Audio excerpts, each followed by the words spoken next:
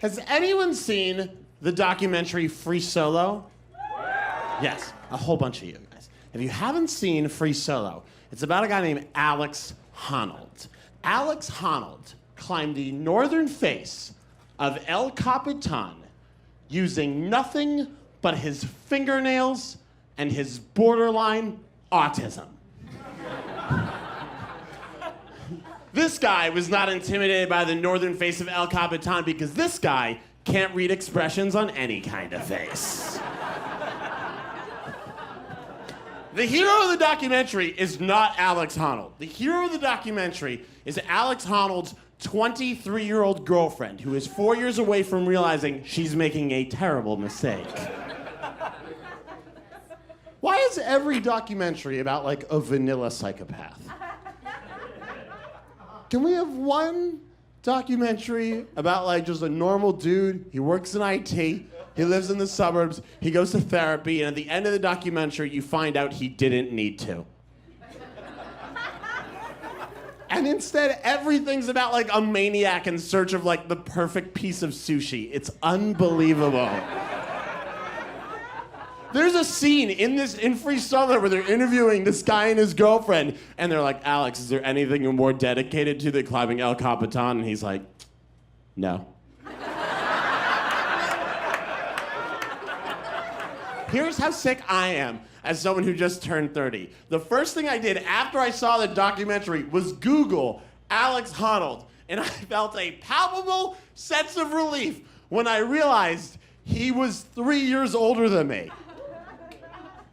As if, in the next 3 years, I'm going to get my shit together and become the second man to Free Solo El Capitan. Here's the thing. I think it's a really weird time to be a young person. And just like, yeah, I was writing on a TV show. And at the end of this TV show, I checked my bank balance on the ATM. And I had, not to brag, $5,421 in my bank account. And this is how little I know about being an adult. I saw the bank balance on the ATM screen, and I thought to myself, with no irony, I should buy a house. Not a big house. One of those small $5,000 houses.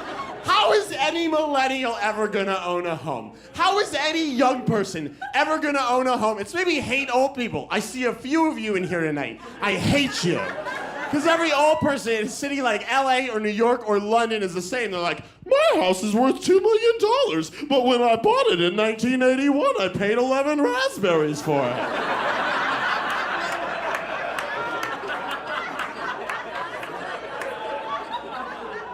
And every young person's like, I have 9 roommates! We each pay $11,000 a month. Although I missed a payment last month, he took a tow, I walk in a circle now. Every single one of us is a lawyer except for Ted. He's a dog with rabies, and we love to get him out, but his name is on the lease. And every single old person's like, I'm a librarian with a home at the beach. Go fuck yourself. How has this happened? And by the way, old people complain constantly, like young people always complain. I have never heard a young person complain. I don't hear it happen. All I do, like my mom sometimes will be like, millennials, you guys live in your phones. I'm like, it's the only place we can afford to live. You're my landlord, you should know that. I was watching SpongeBob SquarePants with my cousin, younger cousin. He's 2 years younger than me. We enjoy the classics. And halfway through the show, I'm fuming because all I could think, I'm like, this sponge owns his own pineapple? And then he went upstairs. I'm like, this sponge owns a 2-story pineapple? Oh, he must be a lawyer. He's not a lawyer. He works in a fast food restaurant. SpongeBob has family money, I am telling you. He changed his name to be more working class, but his real name is Sponge Robert Rectangle Trousers. I swear to fucking God. Last month, the Dalai Lama gave an interview. And I'm not sure if any of you guys saw, you're nodding. I'm not sure if any of you guys saw this. It was amazing. It's a British woman, and she's got notes on a clipboard, and she's asking really softball questions to the Dalai Lama. She's like, Mr. Lama, what's your favorite kind of forgiveness, Mr. Lama? And then she asks a question that's supposed to be like a real feel-good question. She goes, Mr. Lama, do you ever think there's going to be a female Dalai Lama? And he went, yes. And I can see him like, ah. And then he continues, and he goes, but only if she's attractive. But she checks her notes, and she's really checking, but eventually she's like, nope, didn't have the Dalai Lama being sexist in here anywhere.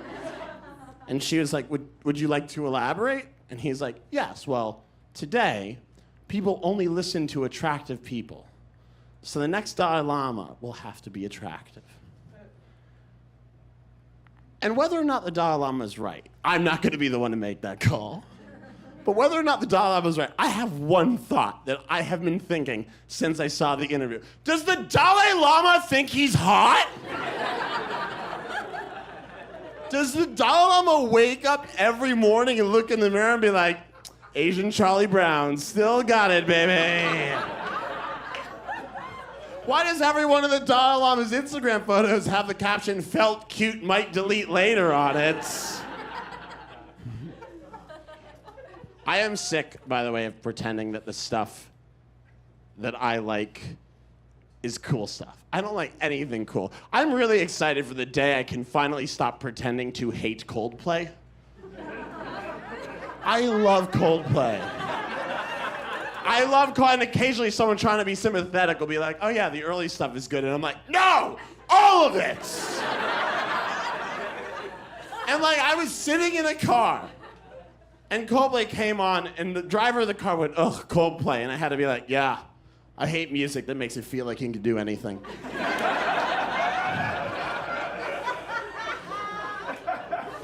And, I like uncool stuff. I went to see Josh Groban a couple of weeks ago, and screw you for the judgment on your face. I went to see Josh Groban. Not a girlfriend took me, not an aunt who likes it. I went to see Josh Groban. And I enjoyed it. He sang for 2 hours at twilight outside Portland in an outdoor venue. It was magical. He sings in 4 different languages. He did Pure Imagination for Willy Wonka. I cried. And I got into the car. I got into an Uber feeling fulfilled. And the Uber driver ruined my bliss with 3 words. He said, who is playing tonight? And I said, Josh Groban. And he just went, guilty pleasure. And I said, what? And I swear to God, he went, okay. And I said, why should I feel guilty? Huh? And he went, okay. And I said, why should I feel guilty? For seeing a once-in-a-generation talent sing timeless classics? And he didn't respond. And then I said something that I'm genuinely sure is the most embarrassing thing I've ever said. I crossed my arms, and after this, we were quiet for the rest of the ride. I crossed my arms, and I just went, you can't help what gives you goosebumps.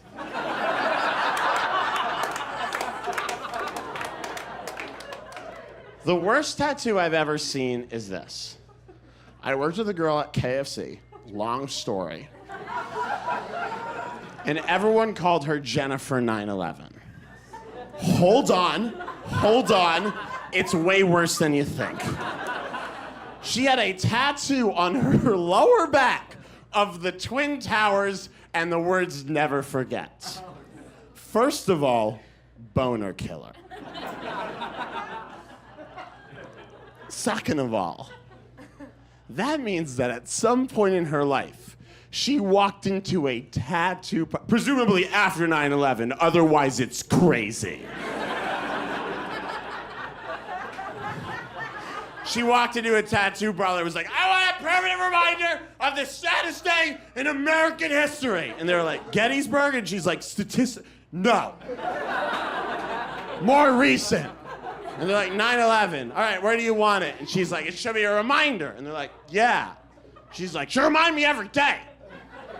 And they're like, yeah. Where do you want it? And she's like, well, what's the one part of my body I could never see ever unless I had a neck like an owl? But here's why it's really horrifying / great. Because time isn't always kind to people's bodies. And eventually, her skin is gonna sag. And those twin towers are gonna collapse again. So it's less of a reminder and more of a reenactment.